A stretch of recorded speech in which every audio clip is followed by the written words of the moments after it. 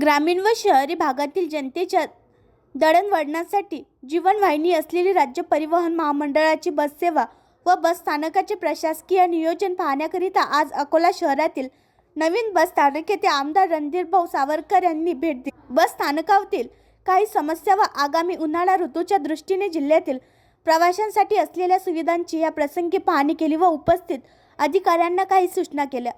यावेळी श्री जयंतराव मसने, महानगर अध्यक्ष भाजप, माधवराव मानकर, गिरीशभाऊ जोशी, स्थानिक नगरसेवक, राज्य परिवहन महामंडळाचे अधिकारी व कर्मचारी तसेच भाजप पदाधिकारी उपस्थित होते।